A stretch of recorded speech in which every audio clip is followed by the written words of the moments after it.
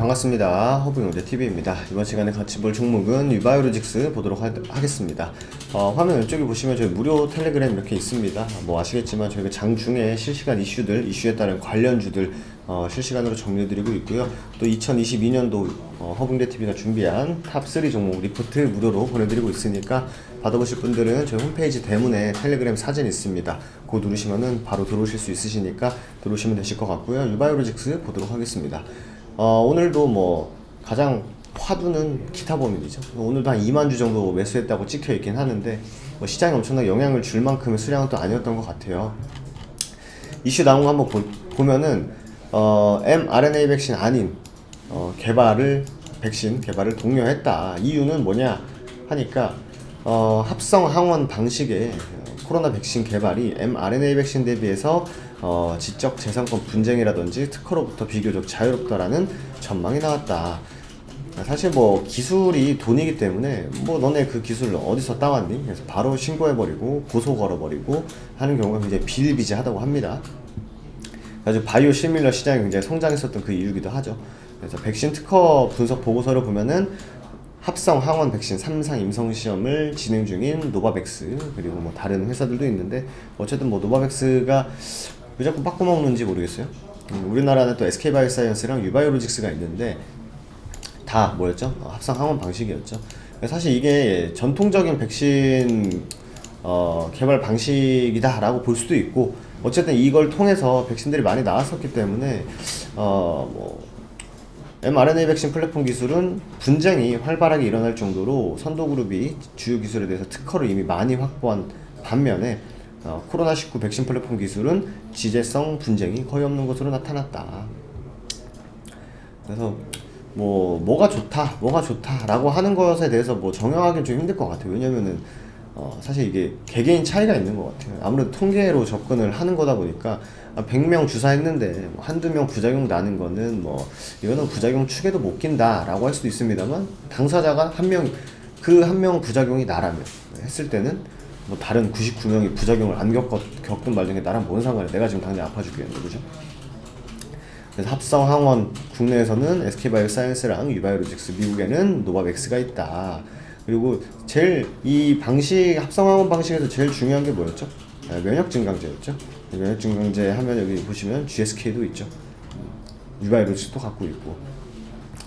근데 뭐 지금 뭐 백신이 뭐 남아 돈다 여기 나오죠.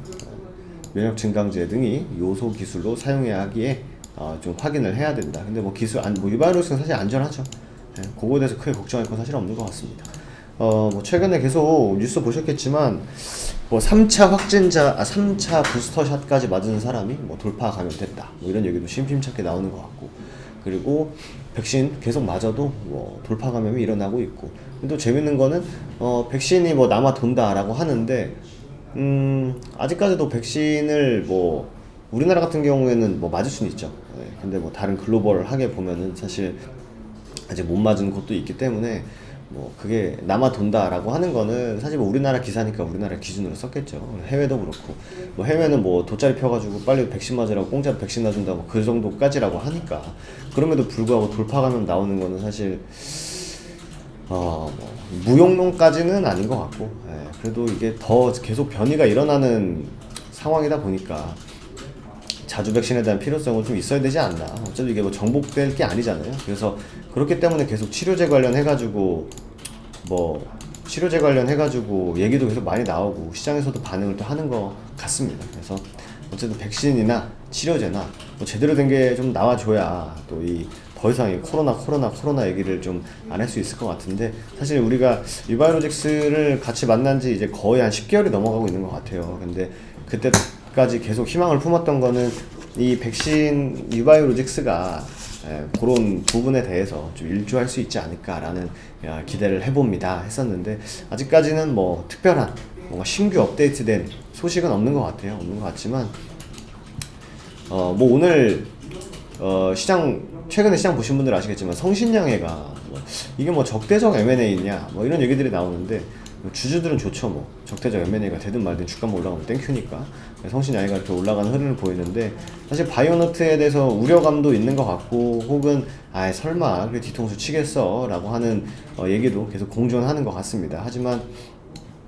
경계는 하되, 근데 뭐 앞에서 대놓고 아니라고 하긴 하는데 뭐 어떻게 될지 모르겠습니다만, 뭐 개인적으로는 6코백 때문에 주가가 좀 잘 올라가는 흐름이 제일 좋을 것 같은데, 뭐 혹여나 적대적 M&A가 붙는다 해서 일단 주가 올라가면 일단 신고가 가고 생각하는 것도 나쁘지 않을 것 같아요.